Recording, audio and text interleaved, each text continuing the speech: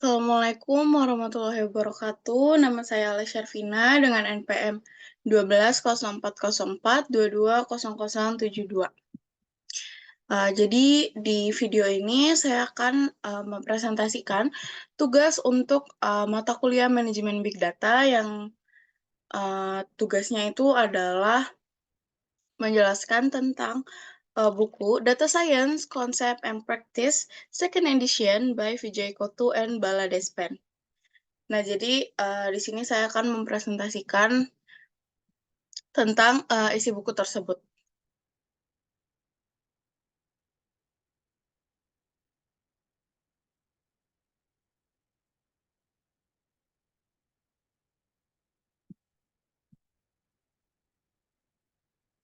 Oke, langsung aja ya. Nah, buku ini tuh mempelajari tentang data science. Bagian utama dari buku ini itu menyajikan konsep-konsep di balik setiap algoritma data science dan implementasi praktis untuk setiap algoritma. Kemudian, bagaimana algoritma tersebut dapat diimplementasikan menggunakan RapidMiner akan ditampilkan juga. RapidMiner adalah alat perangkat lunak yang dikenal luas dan digunakan untuk ilmu data, dan telah dipilih terutama karena kemudahan implementasi menggunakan GUI dan karena tersedia untuk digunakan secara gratis sebagai alat ilmu data sumber terbuka. Jadi, RapidMiner ini tuh punya banyak base data gitu yang bisa kita coba, kita pakai gitu untuk pembelajaran, dan itu tuh bisa digunakan secara gratis. Nah, jadi buku ini tuh memiliki 15 bab yang memuat banyak sekali materi tentang data science. Ada 15 bab dan kebanyakan itu tentang penggunaan RapidMiner. Nah, dimulai dari bab 1 tentang pendahuluan dan hal-hal dasar tentang buku ini dilanjut dengan bab 2. Nah, di bab 2 itu ada proses data science yang menyediakan kerangka kerja untuk memecahkan masalah data science. Proses 5 langkah yang diuraikan dalam bab ini memberikan panduan untuk mengumpulkan keahlian subjek, mengeksplorasi data dengan statistik dan visualisasi, membangun model menggunakan algoritma sains data, menguji dan menerapkan model di lingkungan produksi, dan akhirnya merefleksikan pengetahuan baru yang diperoleh dalam siklus. Nah, jika di bab 2 ini tuh berisi tentang proses data science, maka di bab 3 itu mencakup eksplorasi data. Jadi udah lebih detail lagi, yaitu beberapa alat dasar yang digunakan dalam penemuan pengetahuan sebelum menerapkan teknik-teknik data science. Alat-alat praktis ini meningkatkan pemahaman seseorang tentang data dan sangat penting dalam memahami hasil dari proses data science. Jadi, uh, sebelum sebelum diolah datanya, kita tuh harus bisa memahami, apa sih isi data tersebut. Nah, kita bisa lihat di bab 3 ini ada materi materi eksplorasi data. Oke, next. Nah, kalau di bab 4 ini tuh dia mempelajari tentang klasifikasi dan beberapa metode yang digunakan. Nah, yang pertama itu ada decision tree. Jadi kalau decision tree itu mendekati masalah klasifikasi dengan mempartisi data ke dalam himpunan bagian yang lebih bersih berdasarkan nilai dan atribut masukan. Atribut yang membantu mencapai tingkat pemisahan yang paling bersih dianggap signifikan dalam pengaruhnya terhadap variabel target dan berakhir di tingkat akar dan yang lebih dekat dengan akar pohon. Model keluaran adalah kerangka pohon yang dapat digunakan untuk prediksi data baru yang tidak berlabel. Nah, jadi itu kalau decision tree itu dia bentuknya kayak pohon gitu ya. Jadi berakar gitu. Nah, yang selanjutnya itu ada rule induction. Nah, kalau rule induction ini adalah proses ilmu data untuk menyimpulkan aturan if then dari kumpulan data atau dari decision tree. Jadi kalau rule implication itu dia pakainya if then gitu. Aturan keputusan simbolis ini menjelaskan hubungan yang melekat antara atribut input dan label target dalam kumpulan data yang dapat dengan mudah dipahami oleh siapapun. Nah, kalau rule indication induction ini yang aku tangkap dia itu lebih mudah untuk dipahami daripada yang lain gitu. Yang selanjutnya ada algoritma naive Bayesian, menyediakan cara probabilistik untuk membangun sebuah model. Pendekatan ini menghitung probabilitas untuk setiap nilai variabel kelas untuk variabel input yang diberikan. Dengan bantuan probabilitas bersyarat untuk catatan yang tidak terlihat, model menghitung hasil dari semua nilai kelas target dan menghasilkan prediksi pemenang. Nah, yang selanjutnya itu ada QNN. Nah, mengapa harus bersusah payah mengekstrak hubungan yang kompleks dari data ketika seluruh data set pelatihan dapat dihafalkan dan hubungan tersebut dapat dilihat seperti digeneralisasi. Nah, ini yang dilakukan oleh metode QNN ini.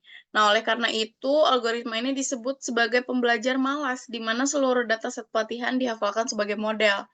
Gitu. Jadi kalau QNN ini itu dia menghafal ya, menghafal seluruh model. Nah, yang selanjutnya ada neuron. Neuron adalah sel-sel saraf yang terhubung satu sama lain untuk membentuk jaringan saraf biologis dalam otak kita. Cara kerja sel-sel saraf yang saling berhubung ini mengilhami pendekatan beberapa masalah data yang kompleks dengan menciptakan jaringan saraf tiruan. Bagian jaringan saraf memberikan latar belakang konseptual dengan cara kerja jaringan saraf sederhana dan bagaimana mengimplementasikannya untuk masalah prediksi umum. Kemudian kita akan membahas lebih jauh tentang jaringan syaraf tiruan yang telah berevolusi di bidang kecerdasan buatan. Nah, yang selanjutnya ada Super Vector Machine atau SVMS. Nah, SVMS ini dikembangkan untuk mengatasi masalah pengenalan karakter optik, bagaimana sebuah algoritma dapat dilatih untuk mendeteksi batas-batas di antara pola yang berbeda, dan dengan demikian mengidentifikasi karakter. Oleh karena itu, SVMS itu dapat mengidentifikasi apakah sampel data yang diberikan berada di dalam suatu batas atau di luarnya. Jadi, dia bisa mengindikasi ini tuh ada di dalam batasnya atau di luarnya gitu. Nah, yang terakhir itu ada ensemble learner ya. Ensemble learner ini adalah model meta di mana model tersebut merupakan kombinasi dari beberapa model individu yang berbeda. Nah, jika kondisi tertentu terpenuhi, ensemble learner dapat memperoleh manfaat dari kebijakan orang banyak dan sangat mengurangi kesalahan generalisasi dalam ilmu data. Nah, jadi kalau di bab 4 ini adalah tentang klasifikasi dan aku tadi udah jelasin beberapa metode yang sering digunakan. Nah, kita lanjut ke bab 5 itu tentang metode regresi. Nah, jadi di bab 5 ini tuh yang metode regresi itu yang pertama ada linear regression, yaitu model yang paling sederhana dari semua model penyesuaian fungsi didasarkan pada persamaan linear. Nah, yang kedua itu ada logistic regression, yaitu mengatasi masalah prediksi variabel target yang mungkin biner atau binomial, seperti 1 atau 0, ya atau tidak, gitu. Menggunakan prediktor atau atribut yang mungkin berupa angka. Nah, aku sempat nyari-nyari apa sih, perbedaannya gitu, regresi sama klasifikasi. Nah, di sini tuh dia kayak ada comparison gitu, bentuk bentuk dari regresi sama klasifikasi itu kayak apa sih gitu. Nih, ada di gambar yang di sini.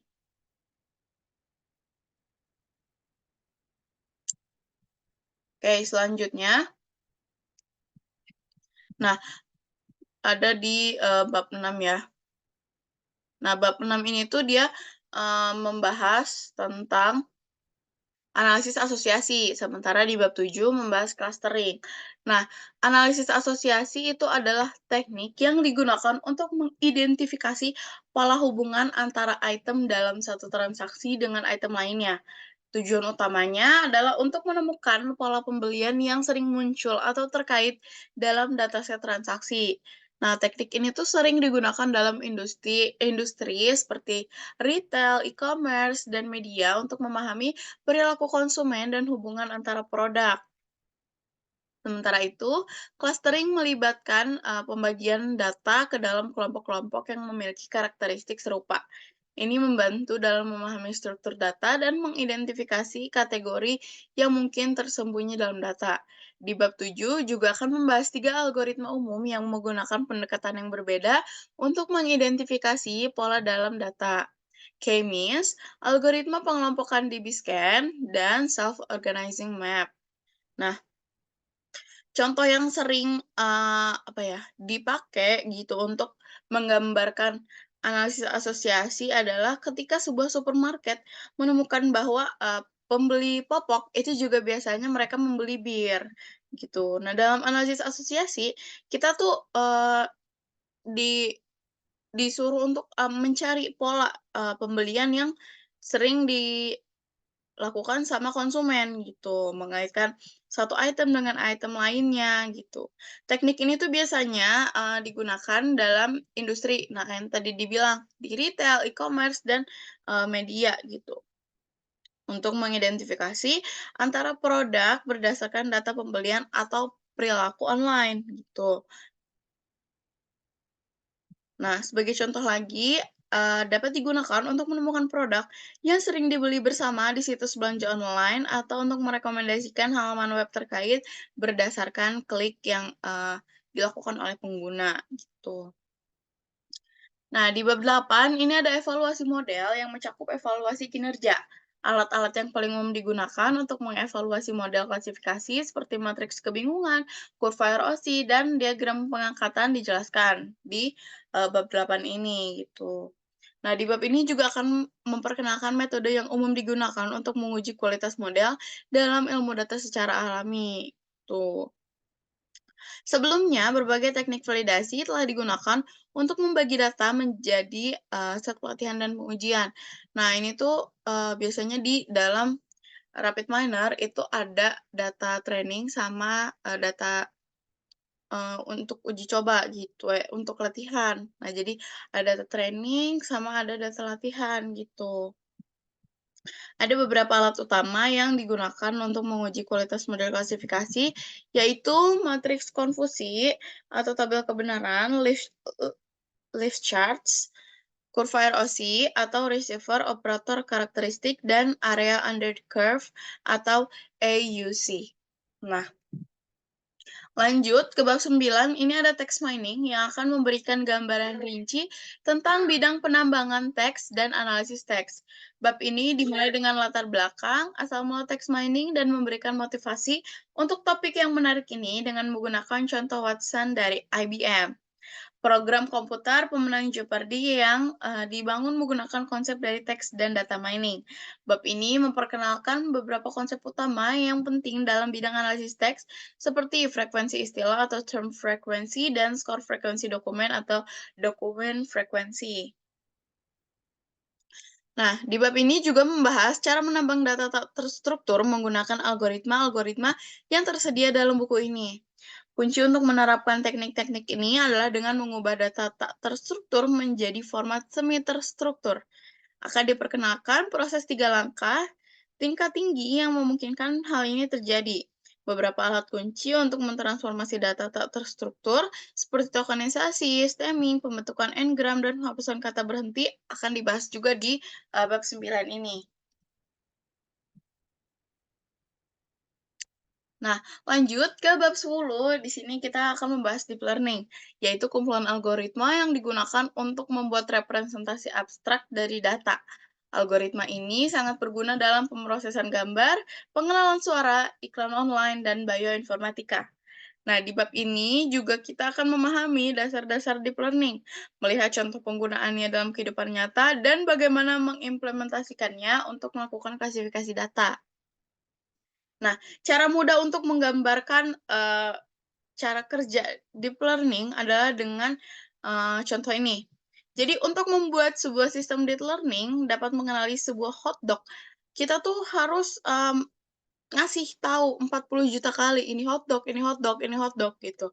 Nah, sementara untuk membuat, seorang anak berumur 2 tahun dapat mengenali sebuah hotdog, kita bisa dengan menunjukkan, sebuah hotdog kepadanya gitu. Jadi cara kerja deep learning ini tuh ya kita harus terus-terusan memberikan, pengetahuan kepada mesinnya gitu. Nanti dari situ dia akan belajar. Nah, yang selanjutnya di bab 11 ini ada mesin rekomendasi, yaitu adalah utilitas pembelajaran mesin yang paling produktif dalam pengalaman sehari-hari. Mesin rekomendasi adalah kelas teknik machine learning yang memprediksi preferensi pengguna untuk suatu barang. Ada berbagai macam teknik yang tersedia untuk membangun mesin rekomendasi, ya. Bab ini membahas metode yang paling umum, dimulai dengan collaborative filtering dan konsep content-based filtering, dan implementasi menggunakan data set praktis, ya. Nah, pengguna adalah mereka yang menggunakan atau berpotensi menggunakan suatu barang atau produk. Jadi intinya tujuan utama perusahaan adalah menghubungkan pelanggan dengan produk yang cocok bagi mereka. Nah, mesin rekomendasi seperti yang sering kita temui dalam berbagai platform memainkan peran penting nih dalam memfasilitasi hubungan ini antara pelanggan dan juga produk gitu. Mesin rekomendasi mempengaruhi bagaimana produk direkomendasikan kepada pelanggan, baik itu melalui feed berita di media sosial, rekomendasi tontonan di platform streaming, artikel yang disarankan di portal berita online, rekomendasi teman, atau produk yang disarankan untuk dibeli dari situs e-commerce. Nah, dengan begitu, pengaruh mesin rekomendasi otomatis telah menjadi bagian tak terhindarkan dalam ekonomi digital saat ini. Gitu. Jadi, mesin rekomendasi ini tuh membantu banget ya untuk uh, sebuah perusahaan menjalin apa ya, hubungan gitu sama konsumen ya. Jadi kita bisa mengerti nih konsumen ini tuh maunya apa gitu, produk apa sih yang mereka suka dan lain-lain. Nah, lanjut ke bab 12. Nah, di sini ada mengenai peramalan deret waktu. Jadi bab 12 ini tentang peramalan deret waktu, dimulai dengan menunjukkan perbedaan antara model prediksi standar yang diawasi dan model peramalan deret waktu. Nah, bab ini tuh mencakup beberapa metode peramalan deret waktu, dimulai dengan dekomposisi deret waktu, rata-rata bergerak, pemulusan eksponensial, regresi, metode ARIMA, dan metode berbasis pembelajaran mesin dengan menggunakan teknik windowing. Nah, jadi kalau misalnya mau belajar semua ini tuh, kita langsung aja ke bab 12 gitu, peramalan deret waktu. Nah, lanjut ke bab 13, ini tuh, dia membahas deteksi anomali ya, yaitu cara mengenali data yang tidak biasa atau outlier. Ini melibatkan penggunaan berbagai metode ilmu data seperti klasifikasi, regresi, dan pengelompokan. Jadi, deteksi anomali ini tuh dia melibatkan, cara-cara klasifikasi, regresi gitu yang, eee, dicampur-campur gitu ya, biar bisa, terjadi si deteksi anomali ini, gitu. Nah, sebagai contoh, sistem peringatan penipuan kartu kredit menggunakan algoritma deteksi anomali. Nah, tujuan utamanya adalah memprediksi apakah sebuah transaksi adalah outlier atau tidak, gitu. Nah, dalam pengelompokan, outlier sering dianggap sebagai klaster sendiri. Untuk ini, teknik pengelompokan yang berfokus pada jarak atau kepadatan data dapat digunakan. Jadi, kalau misalnya kita bertransaksi kartu kredit, ini tuh pakai deteksi anomali gitu. Jadi dicek sama mesin ini apakah, penggunaan kita ini tuh seperti biasa atau, ada yang tidak biasa. Makanya kalau misalnya ada penggunaan tidak biasa, bank itu sering, menghubungi pemilik kartu kredit gitu ya untuk bertanya apakah, benar gitu kita yang menggunakan kartu kreditnya, gitu.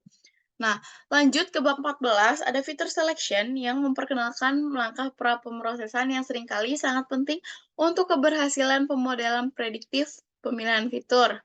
Nah, seleksi fitur dikenal dengan beberapa istilah alternatif seperti pembobotan atribut, reduksi dimensi, dan sebagainya.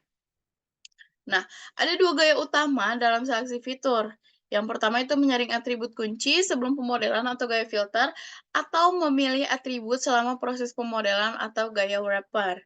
Nah, beberapa metode berbasis filter seperti Principal Component Analysis atau PCA, Information Gain, dan Chi-square, serta beberapa metode wrapper type seperti Forward Selection dan Backward Elimination akan dibahas juga di bab ini gitu. Kalau misalnya kalian mau tahu nih tentang fitur selection ini lebih lengkap, kalian bisa baca bukunya di bab 14 gitu. Nah, di bab terakhir ini kita, ada bab 15. Nah, di awal kalian buka bab 15 ini tuh ada tulisan Getting Start with RapidMiner. Nah, ini tuh memberikan gambaran dasar yang sangat baik untuk memahami cara menggunakan RapidMiner. Nah, di bagian akhir bab akan ditemukan pembahasan tentang alat-alat dan teknik yang sering digunakan untuk meningkatkan produktivitas, seperti cara mengubah data, menangani nilai yang hilang, dan mengoptimalkan proses menggunakan RapidMiner. Nah, dengan demikian, bab ini memberikan panduan langkah demi langkah untuk memahami dan menguasai penggunaan perangkat lunak RapidMiner gitu. Jadi, kalau misalnya, kalian mau menggunakan RapidMiner gitu ya, kalian bisa langsung baca bab 15 ini. Nah, tapi kalau misalnya kalian, masih ada yang kurang nih gitu dari bab 15 ini, kalian bisa balik ke bab-bab sebelumnya. Misalnya kalian, lagi ngerjain data yang harus, diklasifikasiin, kalian balik lagi ke bab 4 gitu, kalian belajar lagi decision tree dan, teman-temannya gitu. Atau misalnya, kalian mau melakukan analisis asosiasi gitu, balik lagi ke bab 7 gitu. Nah, jadi, kalian tuh bisa gunakan buku ini, itu dibaca dari awal bisa, atau kalian kalau misalnya mau langsung pakai RapidMiner itu langsung baca ke bab 15, tapi kalau misalnya masih ada yang kurang balik lagi ke bab sebelumnya, gitu. Oke, jadi terima kasih, atas perhatiannya. Mohon maaf bila ada salah-salah kata ataupun kurang penjelasan, dari saya. Eee, Wassalamualaikum warahmatullahi wabarakatuh. Terima kasih.